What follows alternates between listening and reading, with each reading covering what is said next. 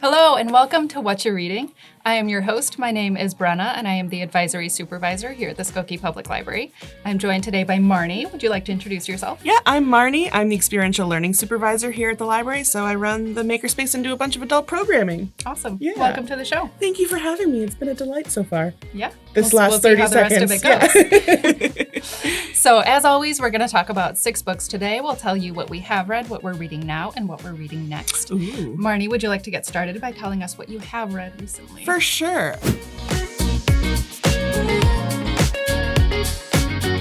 I'm very excited to share this one because this is the Raven Boys graphic novel by Maggie Stiefvater.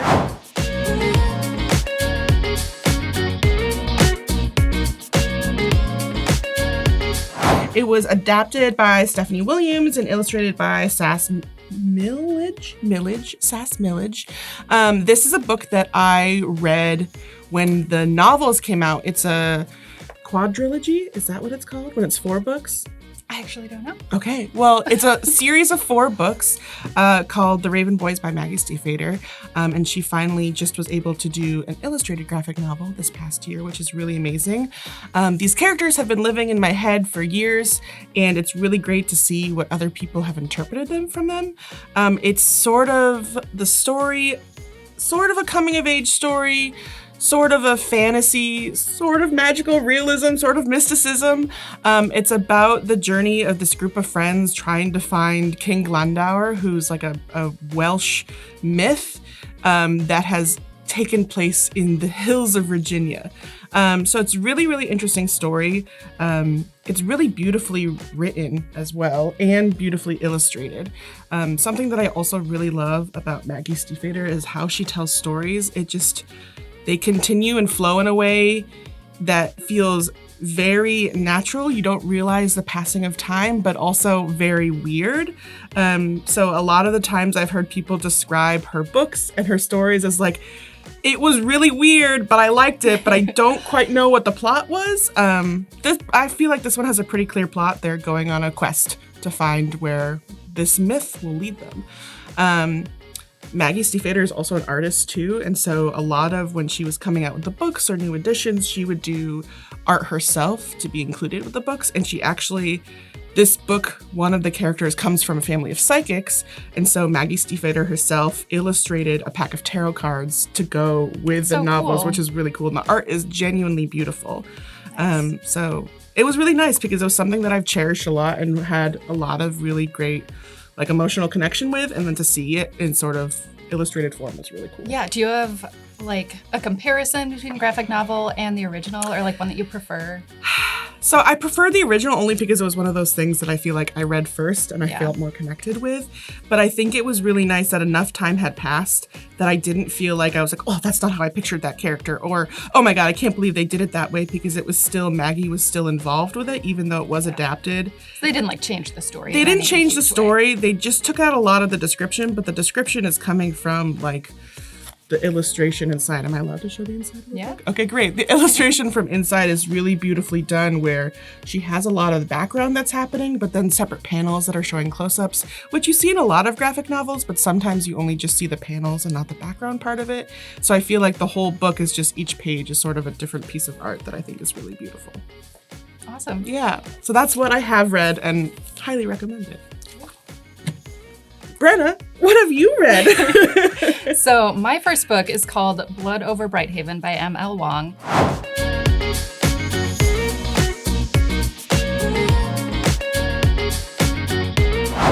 And this is one of those books that so many people have been like, you have to read this book. Everyone's been telling me I have to read this book. And I'm another person telling me you have to read this book. And then once you have read it, you'll become one of those people. Great.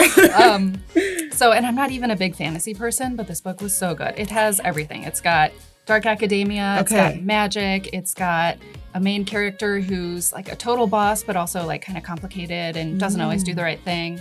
And then it has all these deep philosophical themes where there's a lot that you want to like unpack and talk about when you're done with the book. So the story is, it takes place in this fictional city where everything is run by magic.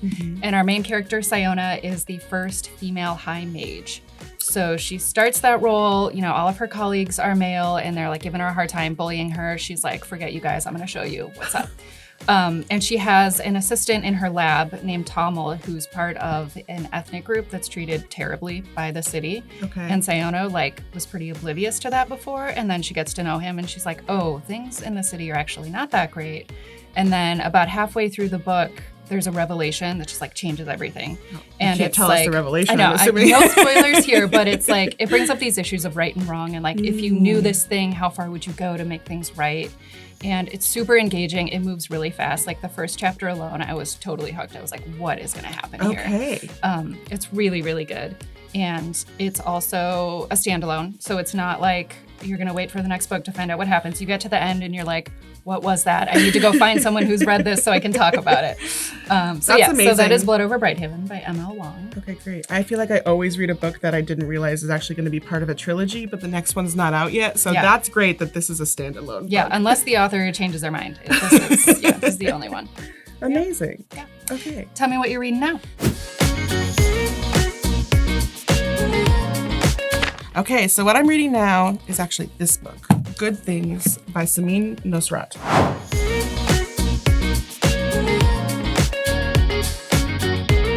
I love her. So if you know of her, if her name sounds familiar, she did Salt, Fat, Acid, Heat on Netflix and a book of the same title. The way that she thinks about food is the way that I want to think about food and want to think about my life. She's so focused on centering around like the community aspect, the seasonal aspect, and like the usability aspect of food and how it can sort of bring people together. I think for me, this book specifically, like her first book was more about like how to prepare or using those different methods, how to prepare food. This one is more of like, you have this seasonal food, here are a bunch of different ways that you can think about it. So she talks about food seasonally, which is really cool, but she also talks about like, you can boil it, you can grill it, you can char it, you can tear it, you can heat it up one way, you can eat it raw, you can confit it. So it's like giving you, if you don't like it one way, here's another really great way to use it, and then here's an example of a recipe of how you would do that. And she also talks about too a lot of like the community aspect of it. She has a story in here where she used to do like Sunday night dinners when she lived in one area of the country, and then she moved and the pandemic happened and she lost out on that community aspect that she was having these weekly dinners with friends and family. And I think that is something that I had growing up too, is like we had weekly dinners during the summer with like neighborhood friends and family, and like each dinner was like a different theme. So one dinner, it was all, we got a pizza taste test. We got pizzas from 4 different places, or one was only miniature foods or something like that. And so even then she also talks about, it's not about the menu that's important. It's about the communal aspect and the ritual of it, and that you're sharing things that you love and want to eat with friends. So for me, I think that's really great, because I think so often that's how I show love to people too. It's like, oh, did you eat today? Can I make you some food? Do you want some tea? You're always offering me snacks. So yeah, that tracks. Gotta have a snack. But I really like this because I've recently started using a CSA box where I have seasonal veggies. And this was really helpful because like, oh, hey, we're going to try roasting this vegetable. Okay, now we're going to try grilling this vegetable. So it was really great to give me a lot of ideas that I wasn't thinking about before. So I haven't finished it yet, and I have a lot of recipes earmarked that I want to continue to try. That looks like it'll take a little while to get through. That's thick. It's a thick one. But it also has a great appendices that if you're like looking like, I specifically want to work with tomatoes tonight, the appendices are great as well.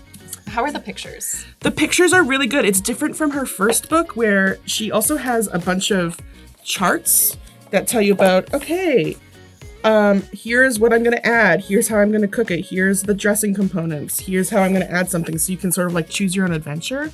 But then she actually, like her first book was illustrated, I think by a friend, but this one is more photos of recipes and herself enjoying those recipes with friends and family. So they're always beautifully well done. She always has great plates and great preparing methods and things like that in presentation. So I highly recommend it. But I think the stories and like the personal aspect for me has really what's gotten me this time. Yeah. I asked because I don't mess with cookbooks if the photos aren't good. Oh no, the photos are great. For. Yeah, for sure. I understand. The food looks edible and I can't eat it because it's paper. Oh, such a shame. Oh, Brenna, what are you currently reading? I am currently reading Finding My Way by Malala Yousafzai.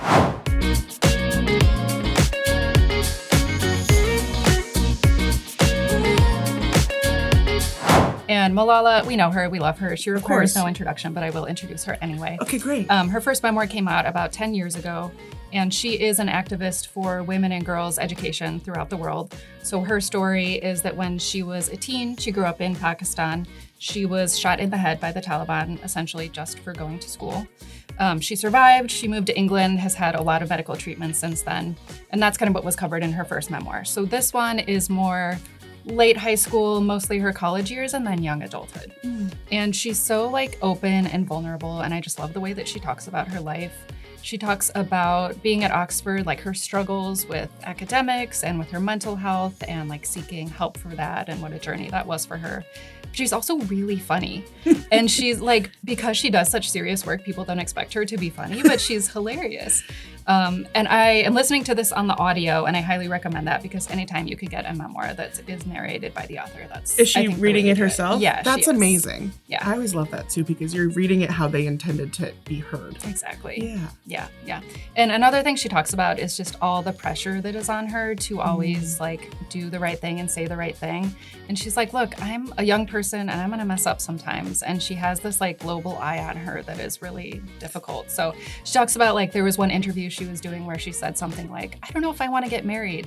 And everyone just like freaked out and they were like, oh, you don't believe in marriage. And it was this whole thing. And she got so much hate online. And she's like, I'm just like in my early 20s figuring out my life. And sometimes I'm going to say things and I'm going to change my mind. And, you know, so I think and also she deserves a little bit of grace. Yeah. And she actually did get married. And she talks about like friendships a lot in the book. But the later part of the book is also about her romance with her now husband.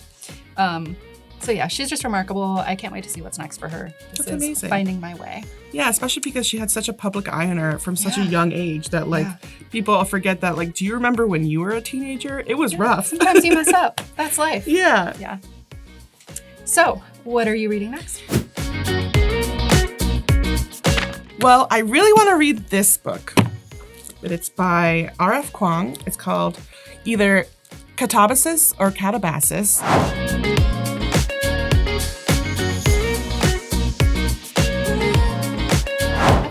I've heard both too, but I also recently just saw an interview with the author and she was like, people pronounce things people differently. People have accents. Okay. People may have only read it first, so she really doesn't care how it's pronounced. And she said even scholars about like hell and classicists say that they have contradictions in how they pronounce Catabasis as well. So pronounce it how you see fit.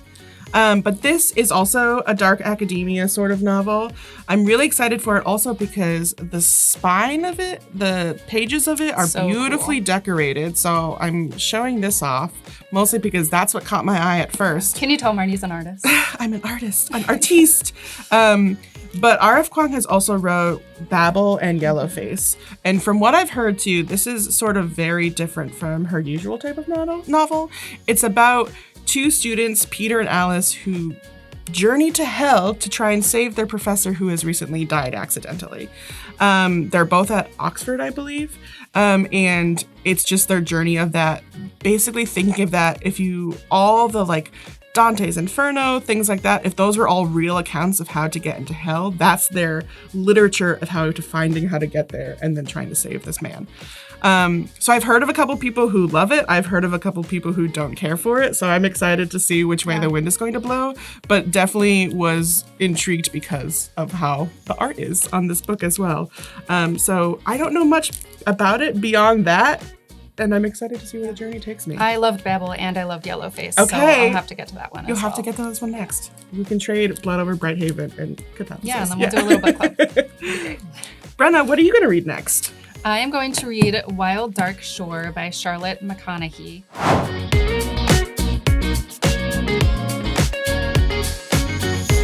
And I'm a big cli-fi fan, so climate fiction, if you are unfamiliar with the term. I was. Thank you for explaining it to me. So this takes place, it's a term for anything that has to do with like environment or ecology, that kind of thing. So it takes place in the near future. Climate change is bad. Things are not good on Earth. And it takes place on this little tiny island off the coast of Antarctica. And there's a family living there. The father's named Dominic, and his 3 kids are with him as well. And their job is to guard the world seed vault. So things are going downhill around the world. And so they're like, we need to maintain these seeds so that if we try to rebuild someday, we will have them available and we can do agriculture and stuff. Very important job. So one night on the island, there's this terrible storm, and a woman named Rowan shows up on the beach, which is weird because they're kind of in the middle of nowhere and that water's really cold. So it's like, how did she get there? What does she want? Some mysteries are coming up. But we also discover that something happened on the island before she got there that is not super great. So I would categorize this as literary fiction, but it also has this like mystery thriller, like twists and turns and secrets and things happening like that. So I've read like the first chapter and I'm already hooked. I think it's going to be really good. So so that's Wild Dark Shore. I can't wait to hear about more from you later to see if it continues to be good, because now I want to read it. Yeah. Okay. That's my next after my next. Awesome.